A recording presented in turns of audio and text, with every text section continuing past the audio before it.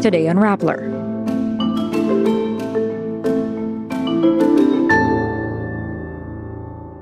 Philippine airline companies say maintenance issues are the cause of recent flight cancellations. The DOJ offers a 3 million peso reward for the capture of former Bucor officials Gerald Bantag and Ricardo Zulueta.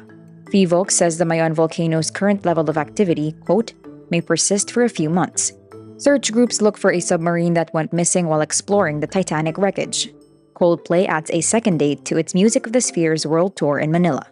ABS-CBN's It's Showtime will air on GMA's free television channel GTV starting July 1. And Kris Aquino opens up about her relationship status. Ahead of a Senate probe into complaints against airlines, carriers are now blaming frequent flight cancellations on issues with spare parts and maintenance scheduling. In an interview, Cebu Pacific explains the service delays mean damaged aircrafts couldn't immediately be repaired, causing flight cancellations. On Monday, June 19 alone, Cebu Pacific says it had 10 unplanned cancellations. Philippine Airlines was also affected with 3 flights on June 16 being cancelled due to a, quote, aircraft situation. Many affected passengers have accused the airlines of making, quote, arbitrary cancellations and overbooking flights. The Senate Committees on Tourism and on Public Services will start its investigation into the complaints on Wednesday, June 21. The Department of Justice offers rewards totaling 3 million pesos for people who can help in capturing former Bureau of Corrections Chief Gerald Bantag and former Bucor Superintendent Ricardo Zulueta, who both face criminal charges over Percy Lapid's killing. The DOJ releases the wanted poster stating a 2 million peso reward and a 1 million peso reward would be given to individuals who could give information about the whereabouts of Bantag and Zulueta respectively. The DOJ also publicized the two's last known addresses. DOJ Secretary Boying Remulla reiterates Bantag had not surrendered. Remulla also notes the 2 Bucor officials are still in the country, particularly in Luzon. Both Bantag and Zulueta are now being implicated in Lapid's and middleman June Villamor's killings. State volcanologists liken Mayon Volcano's current state of unrest to its 2014 eruption, saying this level of activity, quote, may persist for a few months with alert level 3 maintained. Mayon has been under alert level 3 since June 8 when the Philippine Institute of Volcanology and Seismology began observing small-volume pyroclastic density currents from the volcano's summit lava dome, quote, signaling the start of an effusive magmatic eruption.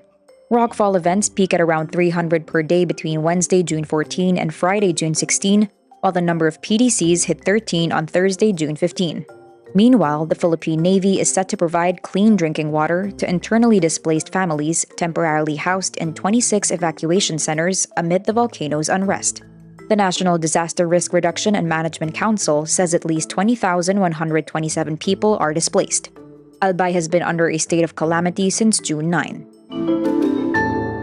U.S. and Canadian ships and planes search for a submarine that went missing more than a day earlier off the coast of southeastern Canada. The sub was taking tourists to explore the wreckage of the Titanic. The U.S. Coast Guard says there was 1 pilot and 4 passengers on board and that the vessel had the capacity to be submerged for 96 hours. It adds, a boat on the surface lost contact with a submarine about 1 hour and 45 minutes after it began diving toward the site of the Titanic's wreckage on Sunday morning. It is unclear whether it is still underwater or had surfaced and was unable to communicate. U.S. and Canadian ships and planes have swarmed the area about 900 miles east of Cape Cod. U.S. Coast Guard Rear Admiral John Mauger says officials have also been reaching out to commercial vessels for help. British rock band Coldplay adds a second Philippine concert date for its upcoming Music of the Spheres World Tour, quote, due to incredible demand. Coldplay will now also be playing at the Philippine Arena in Bulacan on January 20, 2024, in addition to its sold-out show on January 19. Tickets to the new date will be available from June 22 at 12 p.m. The band's upcoming Philippine stop marks Coldplay's return to the country after nearly 7 years. Coldplay last performed in the Philippines in April 2017 as part of its A Head Full of Dreams tour.